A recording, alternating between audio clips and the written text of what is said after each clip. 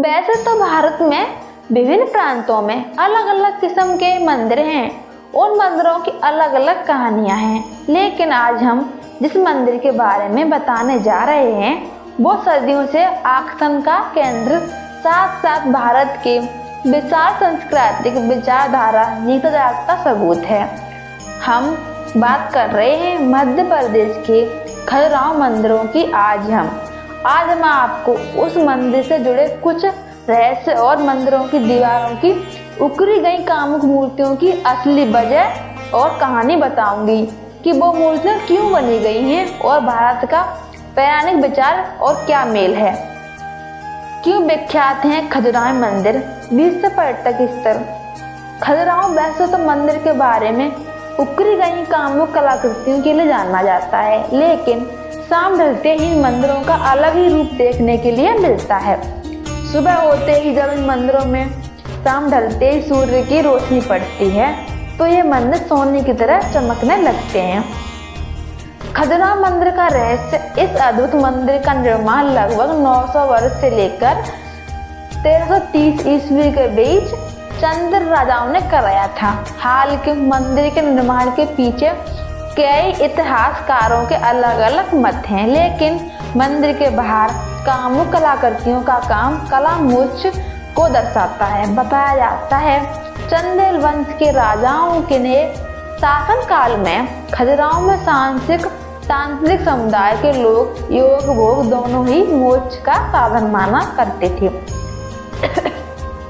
खजुराहो में मंदिर में बनी गई ये मूर्तियां उनके लिए क्रियाकलापों की देन है।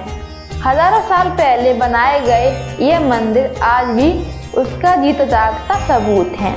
मान्यता है तो ये भी है कि एक बार राज पुरोहित हेमराज की बेटी हेमवती शाम के समय झील में स्नान करने पहुंची।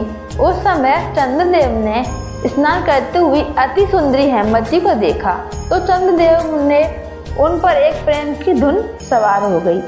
उसी क्षण चंद्रदेव अति सुंदर हेमवती के सामने प्रकट हुए और उनसे विवाह करने का निवेदन किया।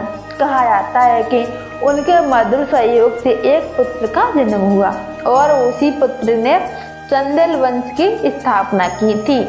हेमवती ने समाज के डर के कारण उस पुत्र को वर्ण में कर्णावती नदी के तट पर पाला था। पुत्र चंद्रवर्मन नाम दिया।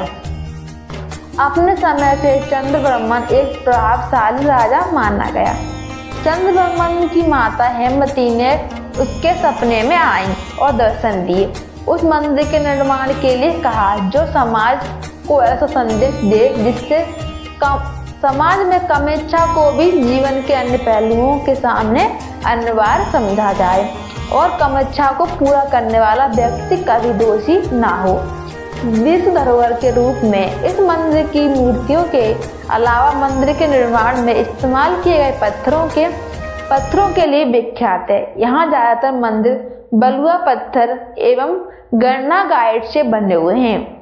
इस पत्थर की खासियत होती है कि जैसे ही इन पर शाम के समय सूरज की मंद रोशनी पड़ती है तो ये सोने की तरह चमक उठते हैं। यही वजह है कि खजुराहो के ज्यादातर मंदिर शाम ढलते ही सोने की तरह चमकते हुए दिखने लगते हैं।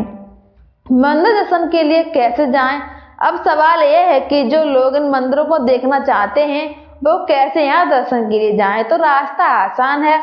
खजुराहो सड़क, रेल, हवाई मार्ग से आसानी से पहुंचा जा सकता है। मंदिर खुलने का समय सुबह आमतौर सूर्योदय से सूरज तक होता है। तो मेरी वीडियो अच्छी लगी हो तो लाइक, कमेंट, शेयर, सब्सक्राइब जरूर कर लेना और आगे कमेंट बताना कौन से मंदिर के बारे में वीडियो बनाऊं।